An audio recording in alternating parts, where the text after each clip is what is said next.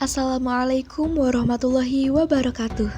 Nama saya Eliana Sari, Program Studi Manajemen Pendidikan Islam Semester 1, Sekolah Tinggi Ilmu Tarbiyah Al-Hikmah Bumi Agung Waikanan.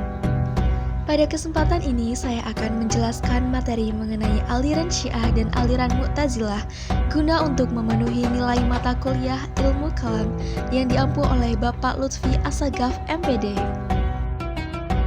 Aliran Syiah adalah mazhab politik yang pertama kali tampil dalam Islam. Mazhab mereka tampil pada akhir masa pemerintahan Utsman, kemudian tumbuh dan berkembang pada masa pemerintahan Ali. Kata Syiah menurut bahasa adalah pendukung atau pembela. Syiah Ali adalah pendukung atau pembela Ali. Syiah Muawiyah adalah pendukung atau pembela Muawiyah. Dalam perjalanan sejarah umat Islam, kelompok Syiah dinyatakan sebagai mazhab politik yang pertama kali tampil dalam sejarah peradaban Islam. Untuk mengetahui sebab-sebab munculnya dapat dilacak dari serentetan peristiwa yang terjadi mulai hari-hari pertama meninggalnya Rasulullah SAW, yaitu pada peristiwa Saqifah, Perang Jamal, Perang Siffin, dan tragedi Karbala. Secara historis, peristiwa Saqifah adalah peristiwa yang tak terpisahkan dengan kemunculan Syiah. Disebutkan bahwa dengan terangkatnya Abu Bakar Siddiq, ada sebagian kelompok yang merasakan bahwa hak kekuasaan Ali bin Abi Thalib telah terampas. Sejarah mengungkapkan bahwa pada waktu itu umat Islam terbagi menjadi 3 kelompok, yaitu kelompok Ansor yang mencalonkan Sa'ad bin Ubadah, golongan Muhajirin yang mencalonkan Abu Bakar, dan Bani Hashim mencalonkan Ali bin Abi Thalib. Jika dikembalikan pada penetapan istilah Syiah di atas, golongan atau faksi yang menginginkan Ali dan keturunannya menjadi khalifah, maka peristiwa di Saqifah Bani Sa'adah adalah awal dari kelahiran Syiah dan sekaligus menjadi awal kekalahan mereka. Secara khusus, kaum Syiah berpendapat bahwa Ali bin Abi Thalib, yaitu sepupu dan menantu Nabi Muhammad dan kepala keluarga Ahlul Bait, adalah penerus kekhalifahan setelah Nabi Muhammad wafat, yang berbeda dengan khalifah lainnya yang diakui oleh Sunni. Menurut keyakinan Syiah, Ali berkedudukan sebagai khalifah dan imam melalui wasiat Nabi Muhammad SAW. Perbedaan antara pengikut Ahlul Bait dan Ahlus Sunnah menjadikan perbedaan pandangan yang tajam antara Syiah dan Sunni dalam penafsiran Al-Quran, hadis, mengenai sahabat, dan hal-hal lainnya. Setelah Ali radhiyallahu anhu wafat, terjadilah pertarungan berebut kekuasaan antara pendukung Ali bin Abi Thalib dengan pendukung Muawiyah bin Abi Sufyan, yang jika dilihat dari segi lokasi pendukung merupakan pertarungan antara pendukung Irak atau Ali dan pendukung Syria atau Muawiyah. Orang-orang Kufah menuntut agar jabatan keimaman tetap dipegang oleh keluarga Ali bin Abi Thalib atau Ahlul Bait.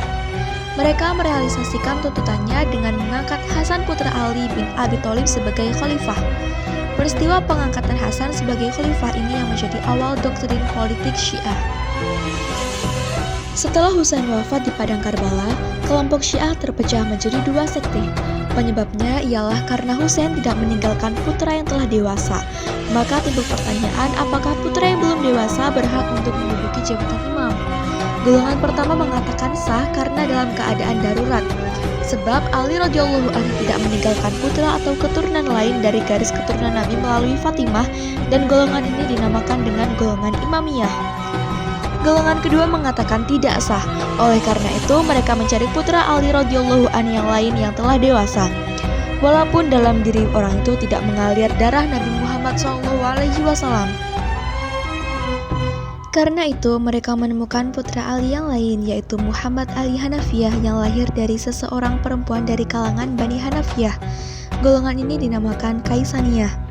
Dari kedua golongan ini, dalam perjalanan sejarahnya berkembang menjadi beberapa sekte dan Syiah terpecah menjadi Syiah Imamiyah, Al-Ghaliyah, dan Al-Zaidiyah.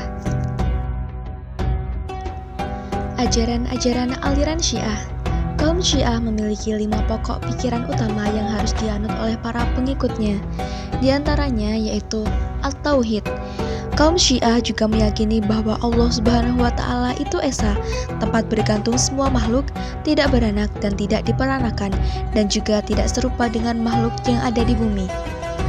Yang kedua yaitu Al-Adl. Kaum Syiah memiliki keyakinan bahwa Allah memiliki sifat maha adil. Allah tidak pernah melakukan perbuatan zalim ataupun perbuatan buruk yang lainnya. Allah tidak melakukan sesuatu kecuali atas dasar kemaslahatan dan kebaikan umat manusia. Yang ketiga yaitu An-Nubuwah. Kepercayaan kaum Syiah terhadap keberadaan Nabi juga tidak berbeda halnya dengan kaum muslimin yang lain. Menurut mereka, Allah mengutus Nabi dan Rasul untuk membimbing umat manusia. Syiah berpendapat bahwa jumlah Nabi dan Rasul seluruhnya yaitu 124 orang. Nabi yang terakhir adalah Nabi Muhammad SAW yang merupakan Nabi paling utama dari seluruh Nabi yang ada. Yang selanjutnya yaitu Al-Imamah.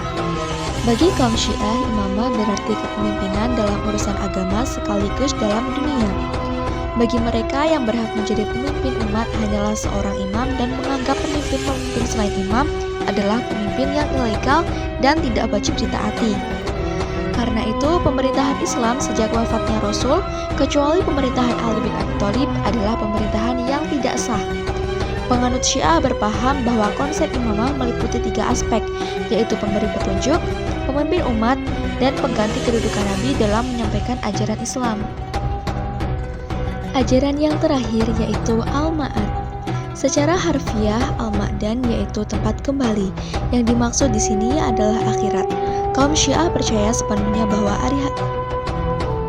ajaran yang terakhir yaitu Al-Ma'ad. Secara harfiah, Al-Ma'dan yaitu tempat kembali. Yang dimaksud di sini adalah akhirat. Kaum Syiah percaya sepenuhnya bahwa hari akhir itu pasti terjadi. Pada hari kiamat itu pula manusia harus mempertanggungjawabkan segala perbuatan yang telah dilakukan selama hidup di dunia di hadapan Allah Subhanahu wa Ta'ala. Tokoh-tokoh aliran Syiah yaitu Nasr bin Muzahin, Ahmad bin Muhammad bin Isa bin Abdullah al-Ash'ari, Ahmad bin Abi Abdillah al-Barqi, Abu Ishaq Ibrahim bin Muhammad bin Sa'id bin Hilal al-Thaqafi, dan Muhammad bin Hasan bin Furuh. Yang selanjutnya yaitu aliran Mu'tazilah. Aliran Mu'tazilah merupakan kelompok kaum teologi pertama yang mengenalkan metode-metode filsafat. Hasil pemikirannya mendalam dan bersifat filosofis.